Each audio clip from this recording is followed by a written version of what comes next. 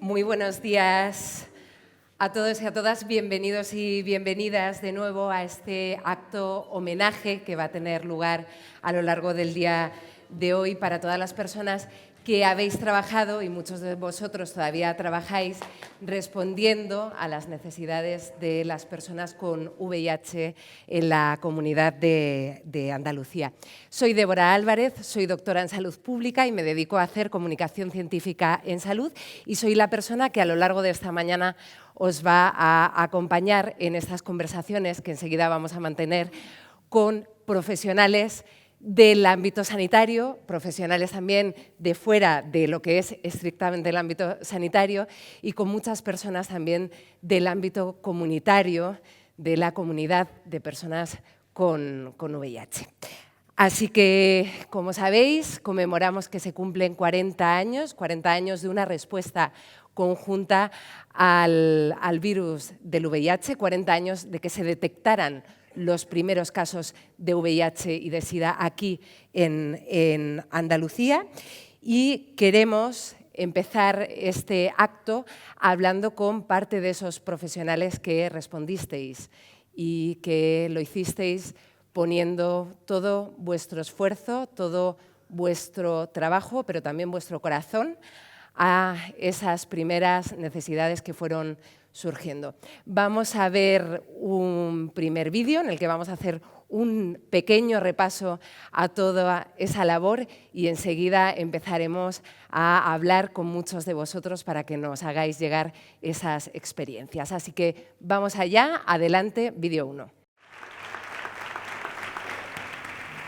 Gracias por este vídeo tan interesante, 40 años. Repasando 40 años de repaso de pandemia en un breve vídeo. Voy a presentaros a continuación a las personas que me acompañan aquí, aunque bueno, yo creo que a casi todas ellas las conoceréis. Estamos con Pompeyo Viciana, eres un referente histórico en el ámbito del VIH.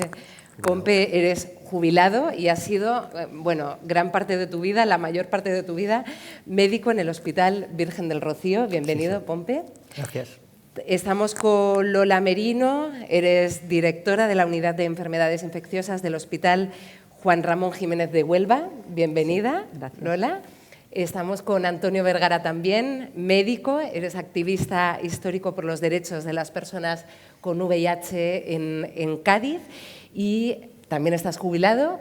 Has sido cofundador del Hogar Gerasa, una de las primeras casas de acogida para enfermos de SIDA, y también contamos con la compañía de Gertrudis Morilla, que ha sido enfermera, también jubilada, de la Unidad de Enfermedades Infecciosas del Hospital Virgen de la Macarena. Como hemos visto en el vídeo, los inicios de la epidemia fueron muy duros. Muchos de vosotros y de vosotras respondisteis a esas necesidades de las personas y bueno, a esos momentos tan complejos y tan difíciles en primera línea, desde los hospitales, desde otro tipo de dispositivos como la casa que comentamos. Y en esos primeros momentos de pandemia hubo muchísimo desconocimiento, mucho rechazo y mucho miedo. El famoso punto rojo del que se ponían las historias clínicas y del que precisamente también nos recordaba Javier de la Torre, ¿no? Nos hablaba en el vídeo. En este contexto, la labor que desarrollasteis los profesionales sanitarios fue absolutamente clave. Y me gustaría empezar preguntándote a ti, Pompeyo, ¿qué destacarías tú de ese trabajo que hicisteis los profesionales a lo largo de los primeros años del SIDA? Y me refiero a todos los profesionales, los médicos, las enfermeras, el resto de personal que trabajabais atendiendo esa realidad.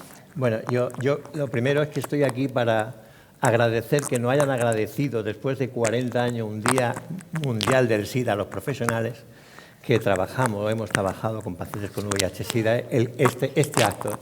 Y de verdad que estoy absolutamente emocionado de las caras que estoy viendo aquí. Esos años lo que pasó es lo que han contado la consejera. O sea, realmente éramos una serie de profesionales que es que nos apuntamos a este problema porque eran de nuestra edad. O sea, el problema es que eran de nuestra edad y los veíamos que estaban muriéndose. Entonces fue como tirarnos, como el padre Damián de Molokai, pero sin ir de padre, o sea, a ayudar a la gente grande de nuestra edad. Y eso, de alguna forma, ha hecho o hizo que en todos los hospitales de Andalucía había personas que se significaban por eso. Y eso hizo que se produjo una unión entre profesionales cuando nos reuníamos en congresos, cuando nos hablábamos de qué estábamos viendo. Vaya, que es que montamos, ¿acordáis? Que montamos hasta una red por internet que nos hablábamos, nos contábamos los problemas que teníamos con pacientes. Y era porque precisamente, bueno, pues teníamos unas ciertas características los profesionales que hizo que nos aglutináramos. Profesionales que atendíamos. Pero claro, aquí estamos mucho más, como tú dices. Tenemos farmacéuticos, tenemos oftalmólogos, tenemos ginecólogos que se tiraron y se unieron.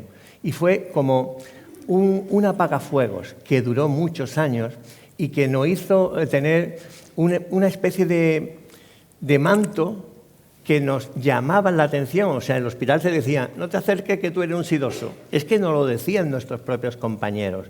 Pero bueno, estábamos encantados y fue tremendamente duro, duro y duro. Y os agradezco muchísimo, enfermeras, por favor, si es que llevaban a los pacientes, es que eran todo en el hospital, para nosotros y para ellos, ¿no? Y bueno, pues, oye, de verdad que estamos aquí para recibir el agradecimiento que nos han dado. Hablabas de la dureza de esos años. Lola, ¿cómo conseguisteis sobrellevar esos momentos, las personas que estabais ahí en las consultas? Porque, como han comentado Pompeyo y como han comentado los compañeros anteriores, porque era un tema que nos encantaba, es decir, que era un reto que teníamos ante delante, que otras personas no estaban dispuestas a asumir y nosotros sí. Yo creo que estábamos hechos, los profesionales que nos dedicamos al VIH, de una pasta especial, sobre todo en los primeros momentos, que eran pacientes muy especiales, muy conflictivos, y que, como digo, que muchos de nuestros compañeros pues no estuvieron dispuestos a asumir. Nosotros lo hicimos, nos gustaba, teníamos una empatía especial tanto por los pacientes como por sus familiares. Los familiares fueron unos sufridores grandes. Y bueno, como no tengo mucho tiempo, que me dijeron un minuto, yo resumir que para mí el haber tenido la oportunidad de dedicarme a esta infección, de poder ver a estos pacientes, ha sido uno de los mejores regalos que me ha dado la vida, ¿vale? Regalo por el tipo de personas a las que he tenido que atender, por los compañeros que me he encontrado en el camino y porque te hace cambiar la concepción de la vida en sí. Gertrudis, desde la enfermería tratasteis mucho con pacientes y también con profesionales, con otros profesionales sanitarios, con los médicos, con todos los profesionales que estabais ahí en los hospitales. ¿Qué destacarías de la unión entre los profesionales sanitarios para responder a ese reto que se os estaba poniendo encima de la mesa? Bueno, ante todo, gracias por este homenaje y por esta invitación. Yo era enfermera de cirugía y un día decidí pegar el paso y pasarme al VIH. Entonces yo la relación que tenía en la planta con las compañeras era de desconocimiento de muchísimas cosas, o sea, total, teníamos los pacientes con dietas de un solo uso, aislados, y solo conocíamos la medicación que tenían que tomar. Cuando yo pego el paso al otro lado me di cuenta de que allí todo no era eso. Yo formaba parte de una cadena donde yo me tenía que preparar porque había CD4, había carga viral, había indetectabilidad, había muchas cosas que desconocíamos en la planta. Entonces allí sí que formé parte de una cadena donde yo era un eslabón, consideré que era un eslabón importante dentro de la cadena, siempre potenciando la información del médico. O sea, el médico decía y yo al paciente siempre potenciando, o sea, y según esa información, pues ayudaba, empatizaba, informaba, educaba y bueno, y daba todo el apoyo y todo el cariño. Por supuesto que en la cadena había gente, aparte del grupo de médicos, pues gente muy importante. Yo me apoyé muchísimo en trabajo social continuamente y, por supuesto, cuando llegó el programa de PARE de Adara, con Víctor a la cabeza, pues para mí fue un apoyo enorme, porque entonces ya tenía ese complemento que me hacía falta. O sea, me quedaba a veces corta, porque a veces me preocupaba hablar de cosas muy demasiado sutiles, demasiado íntimas, demasiado, pero ya Víctor en ese sentido me echó una gran mano y bueno, y ya entre todo, pues la verdad, un equipo la farmacia, todos. Un eslabón de una cadena, decías, Gertrudis, en la que también tuvo un papel imprescindible y clave, tuvieron los dispositivos no sanitarios. Por ejemplo, vosotros, Antonio Vergara, creasteis esta casa de acogida en Cádiz, que era una casa para enfermos de SIDA. ¿Qué significó para vosotros, como profesionales sanitarios, echar para adelante, defender, conseguir llevar a cabo una iniciativa de este tipo? Bueno, en primer lugar, ¿se oye? Sí. Quiero abrazar a mis compañeras y compañeros, a mi familia profesional y recordar juntos lo que nos costó los años de lucha para conseguir las unidades de enfermedades infecciosas. Nos costó mucho para dignificar la atención de nuestros pacientes, que al principio era un escándalo, en las plantas, con la gente protestando. Y recordaros que la unidad de enfermedades infecciosas no solo atiende el SIDA, sino el concepto de enfermedades infecciosas es extraordinariamente importante. Y recordaros, ante nuestro estupor, que la especialidad de enfermedades infecciosas no existe todavía en España. Es el único país europeo que no la tiene, ¿no? Dicho esto, nuestros pacientes, muchos ingresaban, reingresaban, y entonces les decíamos en el alta: debe de llevar una vida, comerá. Si yo vivo en la calle, yo vivo debajo de un árbol. Y entonces le decíamos hasta luego, porque a los pocos días volvía a tener convulsión y volvía a ingresar. Entonces los compañeros de Puerta del Mar, mi hermano Antonio Bascuñana y yo, inicialmente por viejos, asumimos este reto y decimos: tenemos que conseguir un refugio para estas personas, que entonces eran muy frecuentes, porque la drogadicción se asociaba a la marginación y había mucha gente que vivía sin apoyo social y familiar en la calle. Bueno, la experiencia que ha significado, bueno, pues decir que nuestras vidas y de las que nos continúan, aquí está Sor Carmen, la directora de la casa, y Trini, la presidenta de la Asociación Gerasa, porque ayer pasamos consulta a la casa. Es decir, esto, yo me he jubilado en el SAS, pero sí, sigue siendo un proyecto muy necesario y realmente pues considero que ha sido una cosa que justifica casi la existencia, ¿no? Es decir, estoy contento, sí. Algo que estáis poniendo de manifiesto todos vosotros es esa relación que establecisteis con las personas a las que atendisteis a lo largo de esos años. Pompeyo, esa relación iba mucho más allá de lo estrictamente profesional, ¿no?, de esta idea que tenemos de cómo debe ser una relación entre un médico y un paciente. ¿Cómo era la relación que teníais los profesionales sanitarios con aquellas personas que os llegaban? Para hacerte una idea, en aquella época yo lo que preguntaba al paciente cuando entraba era: ¿tú fumas? Y me decía: sí, yo fumo. Y dice: pues vamos a un cigarro. Y entonces nos poníamos a hablar de su problema, de lo que tenía fumándome un cigarro. Yo ya no fumo, pero me he fumado una jarta de cigarros con los pacientes, tal.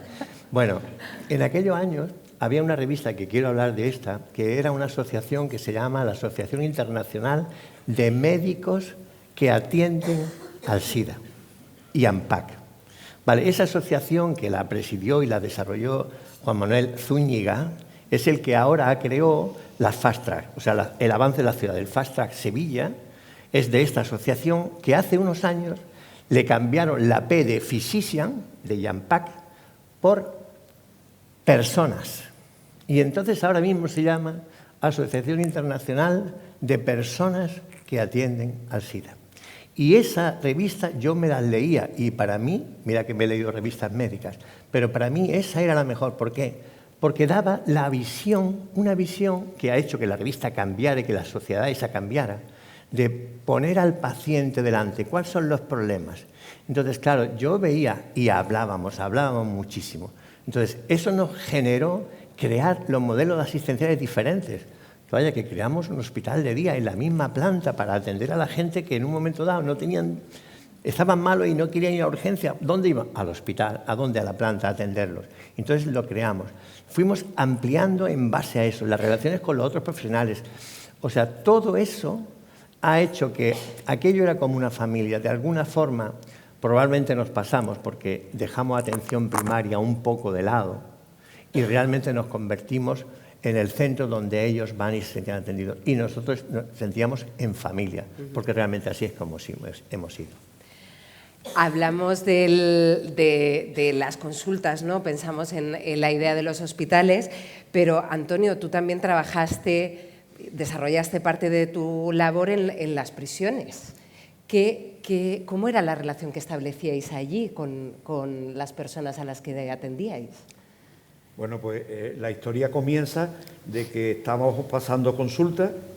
Mi hospital es referencia para los centros penitenciarios del puerto de Santa María, que son 3, y que pasa el siguiente, y el siguiente era una persona esposada, rodeada de guardias civiles, con un escándalo en la consulta, todos lo vivimos, y entonces yo decía, esto es una vergüenza, esto no hay quien lo soporte. Menos mal que muchos de los chavales que pues, les importaba un pimiento, pero imaginaros lo que es la exposición, además de SIDA, pues con esposa, bueno, pues entonces empezamos una labor interesante diciendo de que en aquel entonces nada más y nada menos que el 38% de los internos en las prisiones tenían SIDA.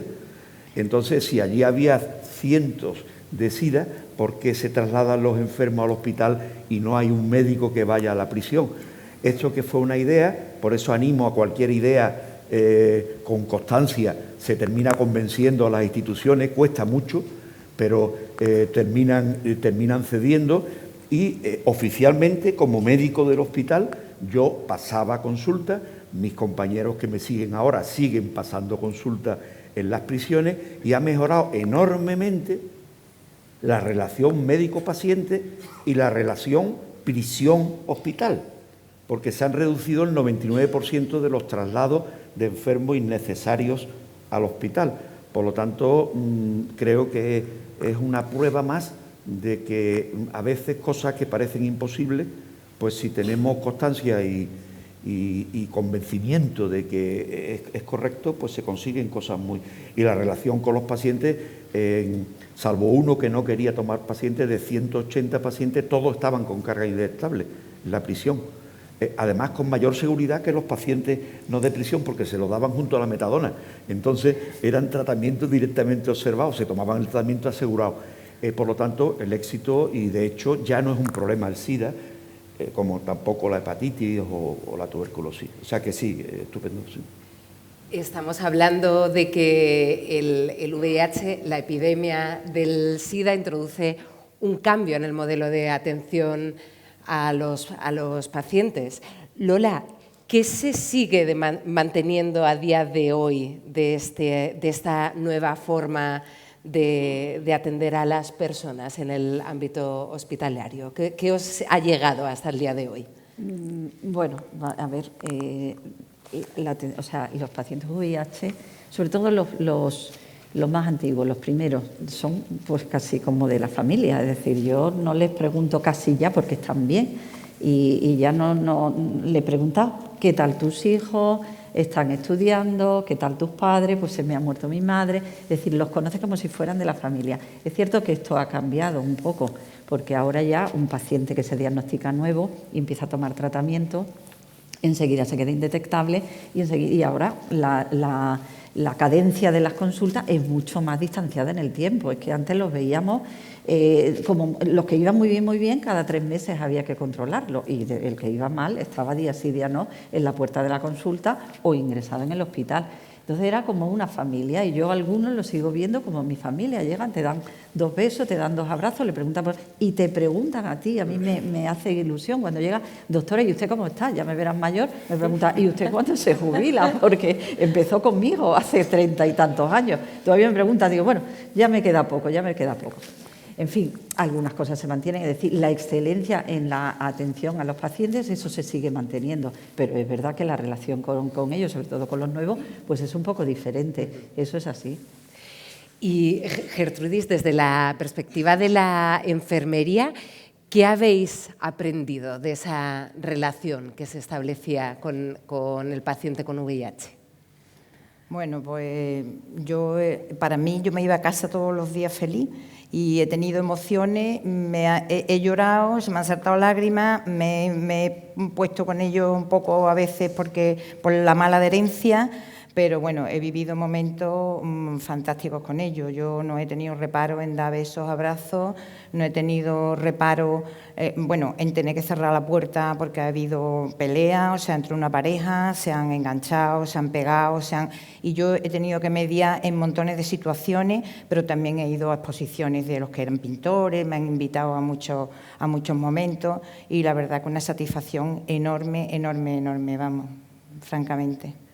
Muchísimas gracias a los 4 por todo el trabajo que habéis desarrollado a lo largo de estos 40 años, por el cariño, por la dedicación y por representar también al resto de profesionales que nos acompañan aquí y que no han podido estar aquí hoy, pero que habéis trabajado codo con codo y corazón con corazón para ayudar a las personas con VIH en Andalucía. Así que un aplauso para vosotros.